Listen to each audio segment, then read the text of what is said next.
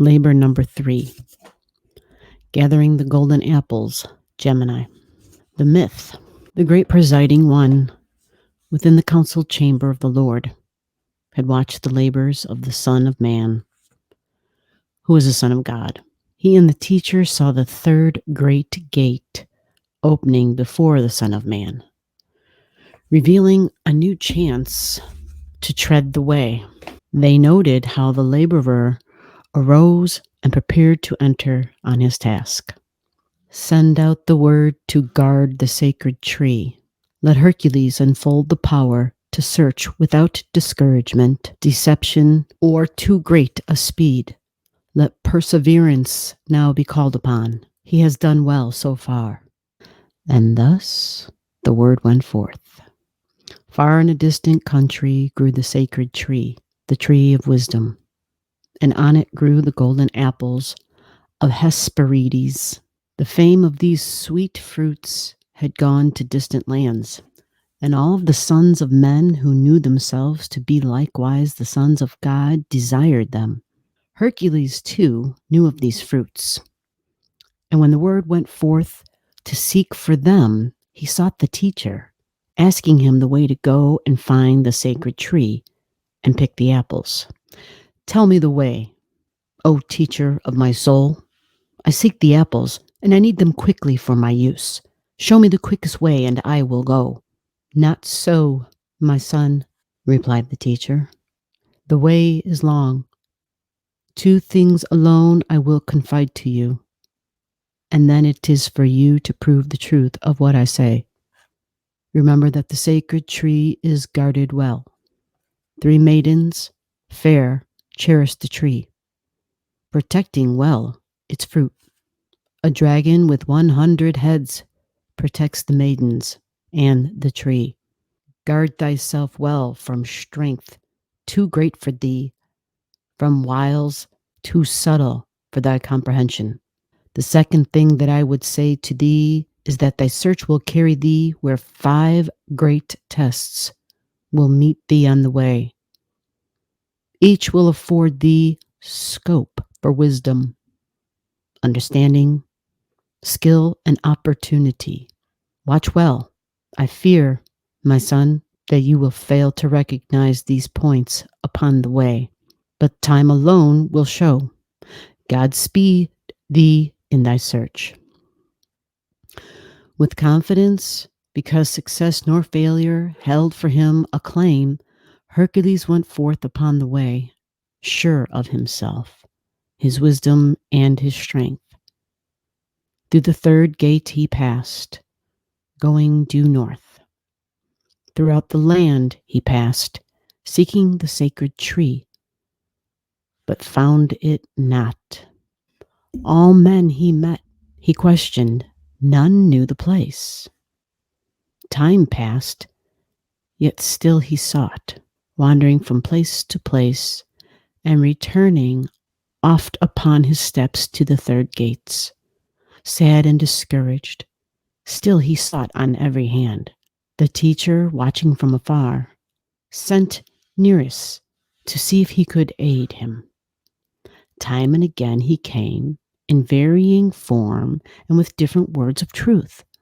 But Hercules responded not, nor knew him for the messenger that he was. Skilled though he was in speech and wise with the deep wisdom of a son of God, Nereus failed, for Hercules was blind. He did not recognize the help so subtly proffered. Returned at length with sadness to the teacher, Nereus spoke of failure. The first of the 5 lesser tests is passed, replied the teacher, and failure marks this stage. Let Hercules proceed. Finding no sacred tree upon the northern way, Hercules turned towards the south, and in the place of darkness continued with his search. At first he dreamed of quick success, but Antaeus the serpent met him on that way and wrestled with him, overcoming him at every point. He guards the tree, said Hercules. This I was told. So near him must be the tree. I must break down his guard, and thus, destroying him, break down and pluck the fruit. Yet, wrestling with much strength, he conquered it not. "Where lies my fault?" said Hercules. "Why can Antaeus conquer me? Even when an infant, I destroyed a serpent in my cot. With my own hands I strangled it. Why fail now?" Wrestling again with all his might, he grasped the serpent with both hands, lifting it high in the air, away from off the ground, and lo, the deed was done. Antaeus, vanquished, spoke, "I come again in a different guise at the 8th gate. Prepare again to wrestle." The teacher, gazing from afar, saw all that had happened, and to the great presiding one who sits within the council chamber of the Lord, he spoke, reporting on the deed. "The second test is passed. The danger is surmounted. Success at this point marks his way."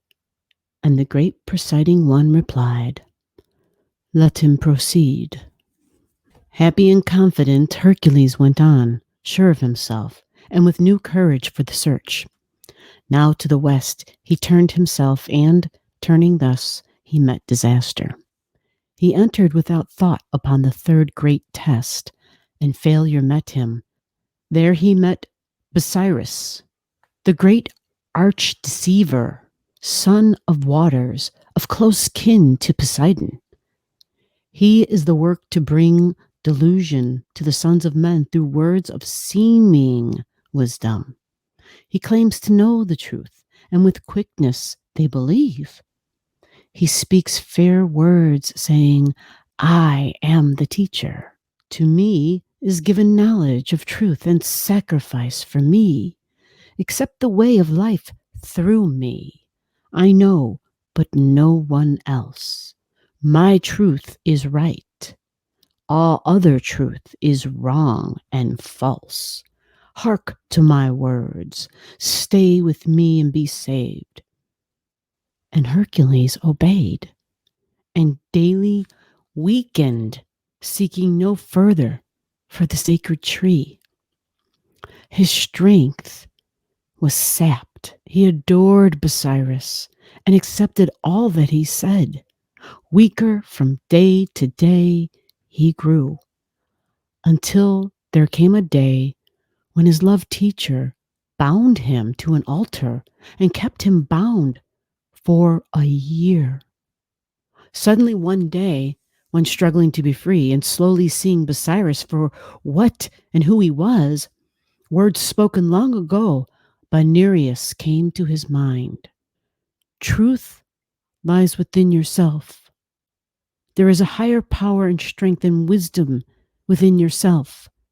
Turn inwards and there evoke the strength which is, the power which is the heritage of all the sons of men who are the sons of God.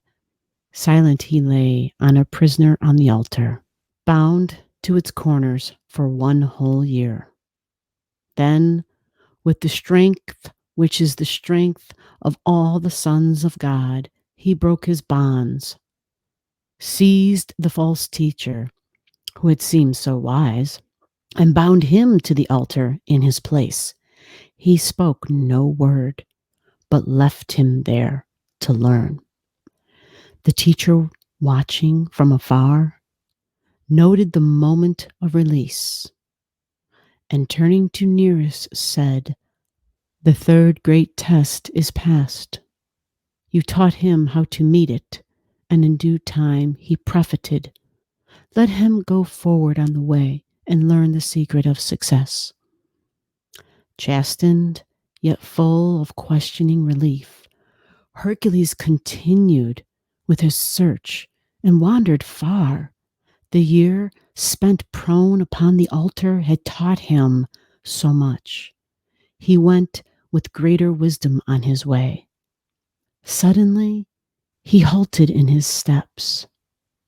A cry of deep distress fell upon his ear. Some vultures circling over a distant rock caught his attention. Then again the cry broke forth. Should he proceed upon the way, or should he seek the one who seemed to be in need and thus retard his steps? He pondered on the problem of delay. A year had now been lost. He felt the need for haste. Again a cry broke forth, and Hercules, with rapid steps, sped to his brother's help. He found Prometheus chained upon a rock, suffering dire agonies of pain, caused by the vultures plucking at his liver, thus slowly killing him. He broke the binding chain and freed Prometheus, chasing the vultures to their distant lair, and tending to the sick man until he had recovered from his wounds.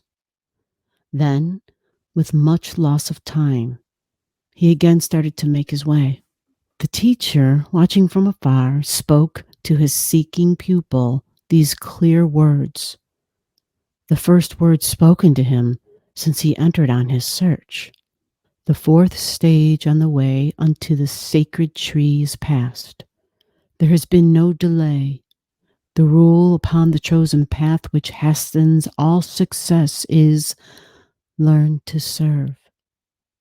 The presiding one within the council chamber of the Lord remarked, "He has done well. Continue with the tests."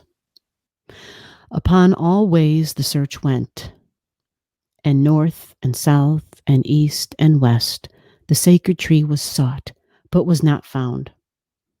There came a day when, worn with fear and traveling, he heard a rumor from a passing pilgrim on the way that, near a distant mountain, the tree was to be found, the first true statement given him as yet. Therefore he turned his feet to the high mountains of the east, and on a bright and sunny day he saw the object of his search, and hastened in his steps. "Now I shall touch the sacred tree," he shouted in his joy. "Surmount the guarding dragon, see the fair maidens of wide fame, and pluck the apples." But again he was arrested by a sense of deep distress. Atlas confronted him, staggering beneath the load of worlds upon his back. His face was lined with suffering. His eyes were closed with agony. He asked no help. He saw not Hercules, but stood, bowed down with pain, with the weight of the worlds. Hercules, trembling, watched and gauged the measure of the load and the pain. He forgot about his search. The sacred tree and apples faded from mind. He only sought to aid the giant, and that without delay, forward he rushed and eagerly removed the load, lifting it off the shoulders of his brother onto his own back, shouldering the burden of the worlds himself. He closed his eyes, bracing himself with effort, and lo, the load rolled off, and he stood free, and likewise Atlas. Before him stood the giant, and in his hand he held the golden apples, offering them with love to Hercules. The search was over. The sisters threw more golden apples and pressed them likewise into his hands. And Aegle, that fair maid who was the glory of the setting sun, said unto him, placing an apple in his hand, "The way to us is always marked by service. Deeds of love are signposts on the way."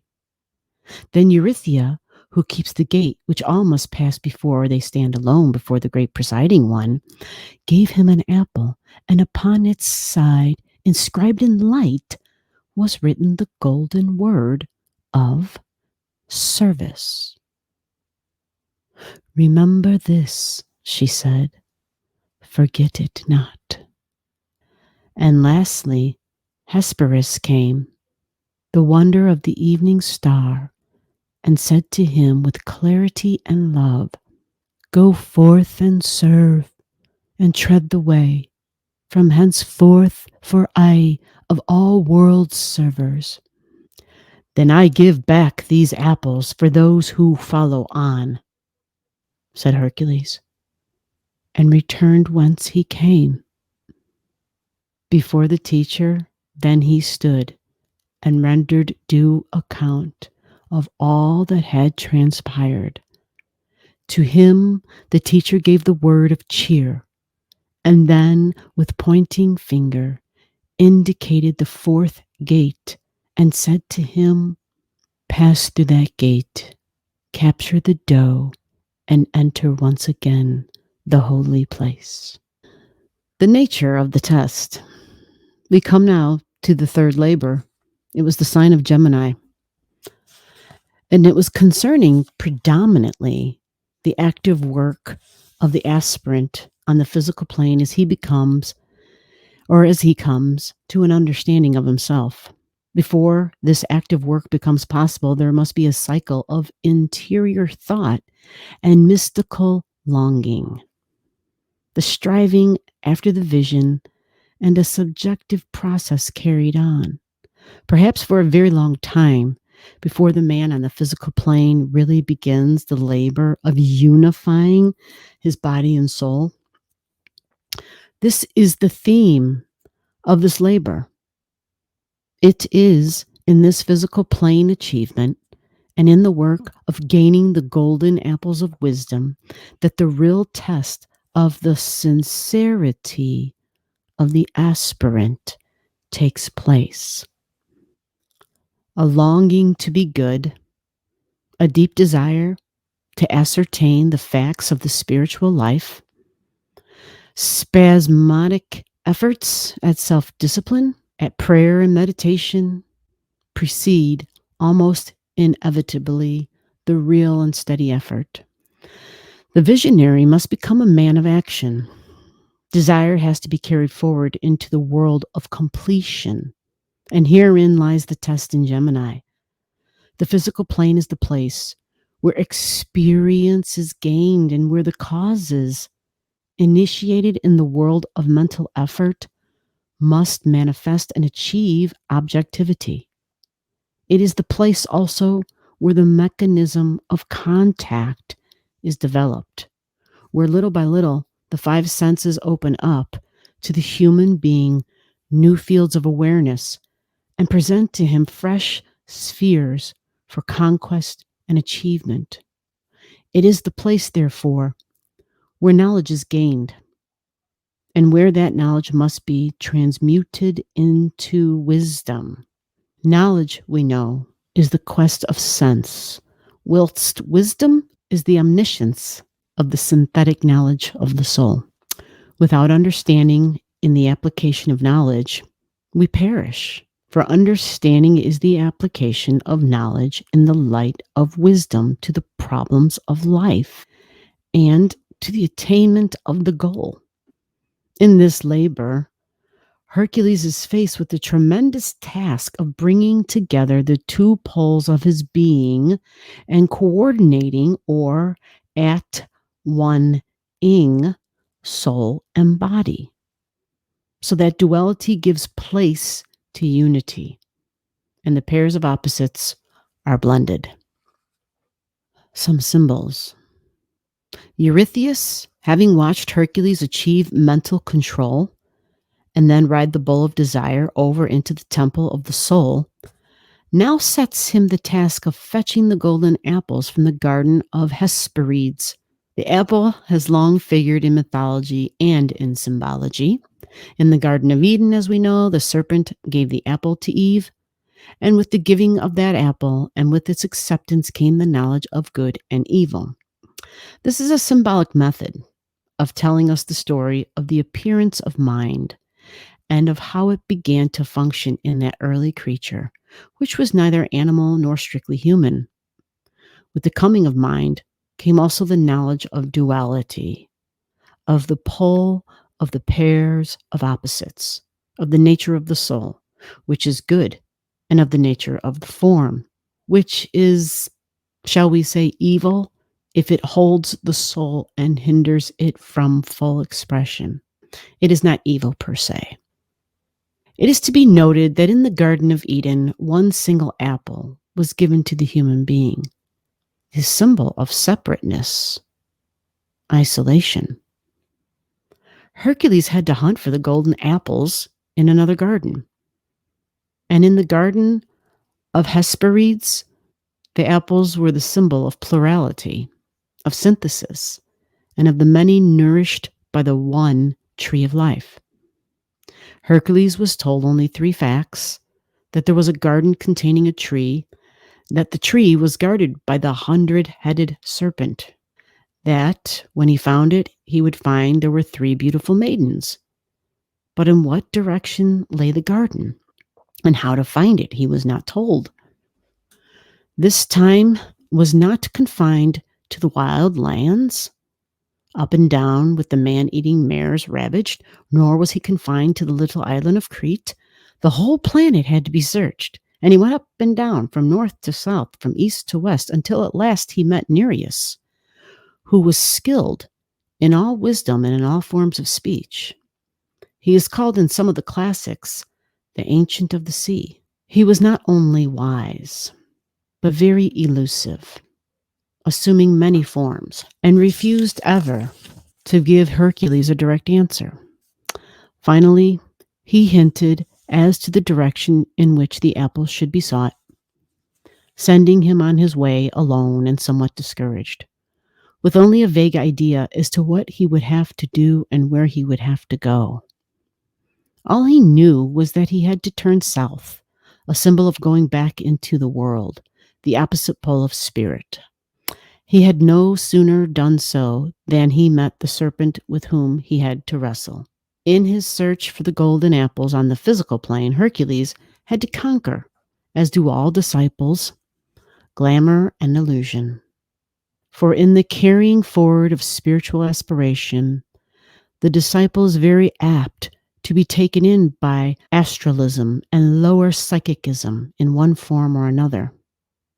As Hercules wrestled with the serpent, he found he could not overcome it until he discovered that it was invincible only so long as it was in contact with the earth. Just as soon as Hercules lifted the serpent high into the air, it became utterly weak and unable to defeat him. Gemini is an air sign, a mutable or common sign.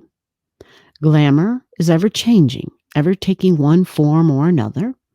It concerns appearance and not reality, and the earth stands for appearances. Having vanquished the serpent that stood in his way, Hercules passed on his search. His next encounter was with glamour in another form. Osiris was the son of Poseidon, the god of the waters, but his mother was a mere mortal. He claimed to be a great teacher. He was fluent in speech and captivating in what he said, and he made great claims for himself, leading Hercules to believe that he could show him the way, and that he could lead him out into the light, and that he was the custodian of truth. Hercules was completely deceived. Little by little, he fell under the power and the spell of Osiris. Little by little, he yielded up his will and his mind and accepted him as his teacher and guide. Finally, when Osiris had Hercules entirely under his control, he bound him to the altar of sacrifice and forced him to forget Nereus. The myth tells that Hercules eventually freed himself and resumed his search, binding Osiris to the altar whereupon he himself had lain. And again, we find discouragement, delay, failure, and deceit characterizing this part of the test. Still searching up and down, he found Prometheus bound to a rock with the vultures tearing at his liver. The sight of such suffering was more than Hercules could bear, and he turned aside from his search to release Prometheus, thus putting him in a position to drive away the vultures. We come now to the crucial point of the labor, and to that which constituted the real test.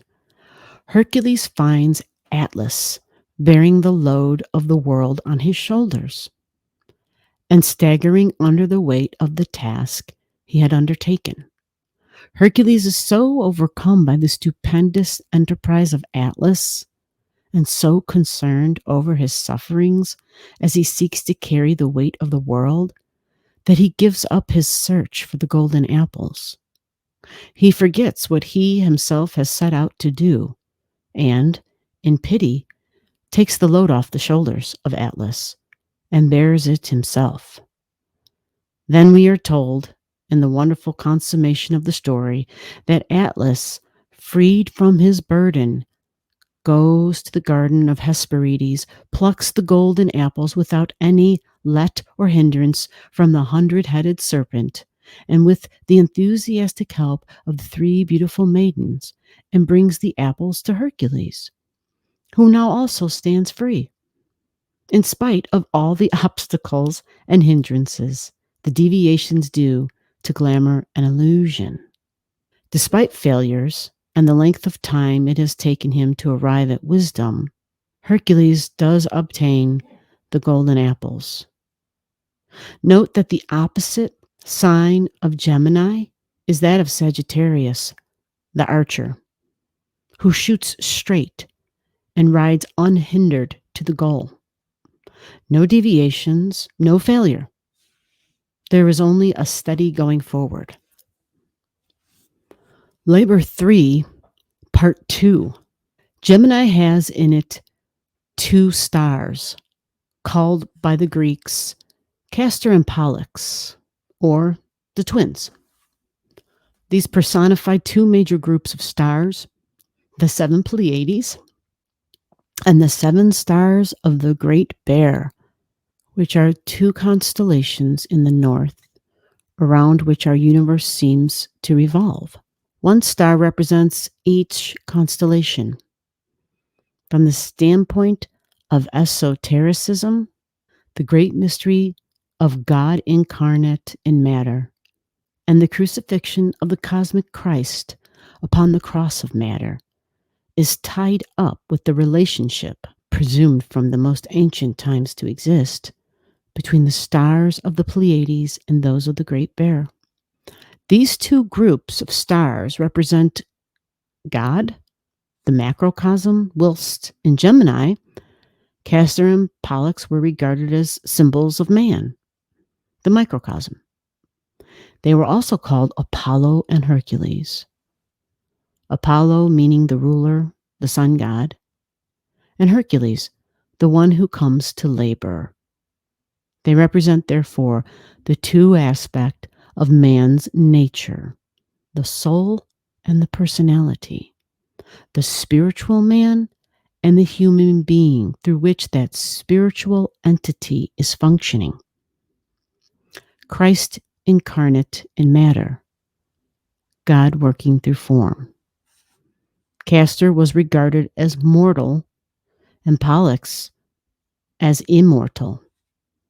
It is an interesting astronomical fact that the star Castor is waning in brilliancy and does not have the light that it had several hundred years ago, whilst Pollux, the immortal brother, is waxing in brightness and eclipsing his brother, so reminding one of the words of John the Baptist spoken as he looked at the Christ: "He must increase, but I must decrease."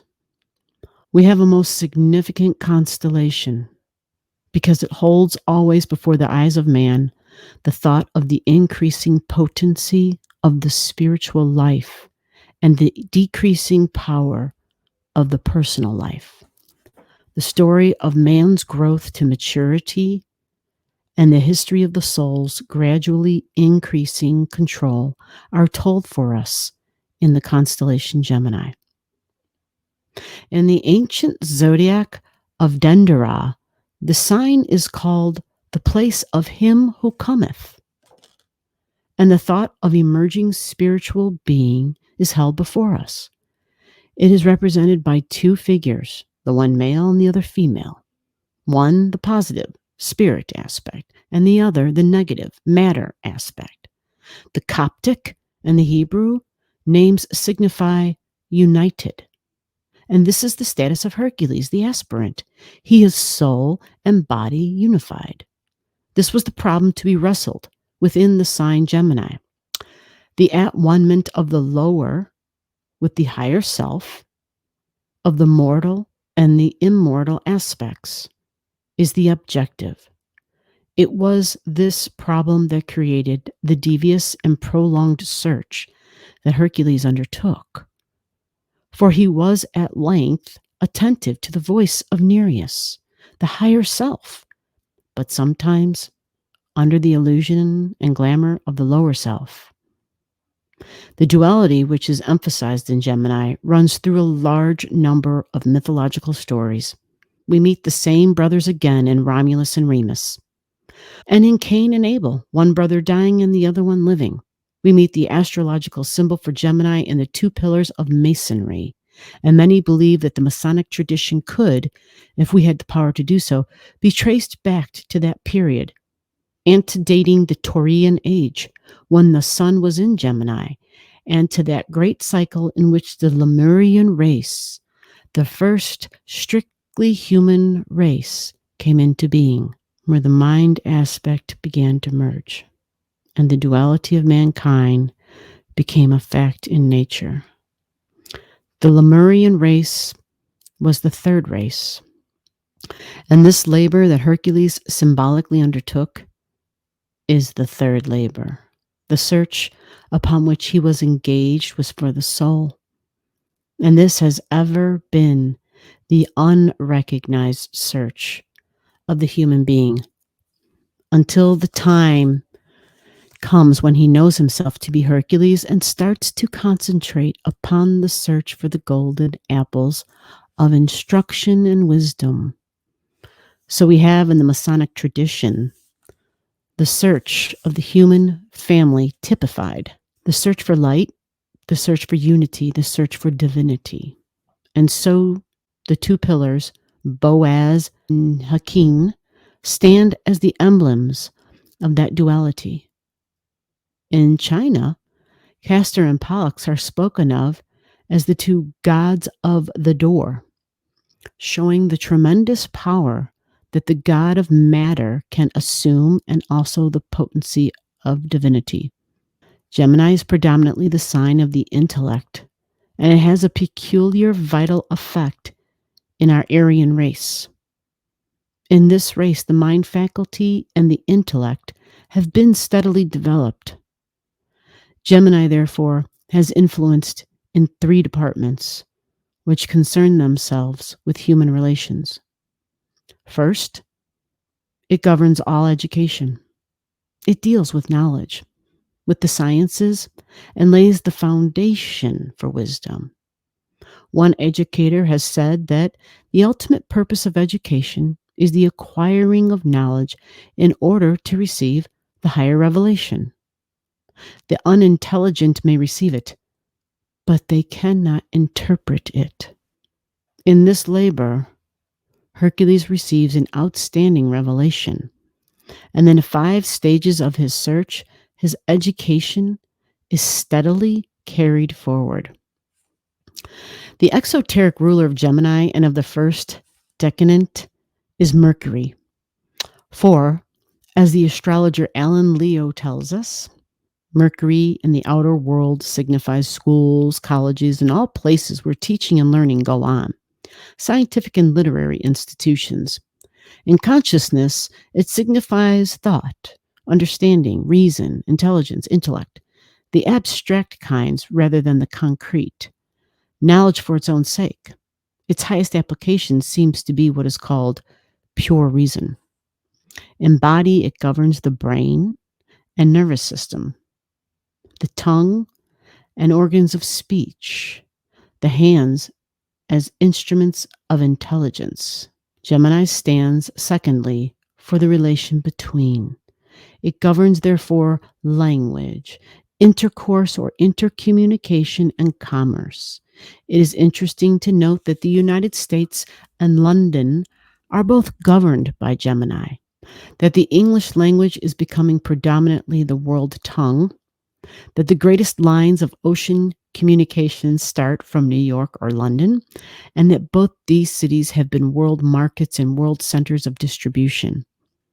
Mercury, the ruling planet of the sign, is the interpreter, the messenger of the gods. It is worth noticing also in this connection how Hercules comes under the influence of two teachers, Nereus, the higher teacher, and Busiris, the lower or psychic teacher. And thus we again have emphasized both the duality of Gemini and its mental quality. When this sign is in evidence, as it is now, being a powerful mutable sign, it inaugurates many changes. New ideas flood the world. New impulses make their presence felt. New and undeveloped lines of approach to spiritual truth emerge, and many teachers will arise everywhere to help lead the race into a new state of spiritual awareness. Being an air sign, we find that the conquest of the air proceeds with speed, and also a constant effort is made to unify and to coordinate the many and varied aspects of human endeavor.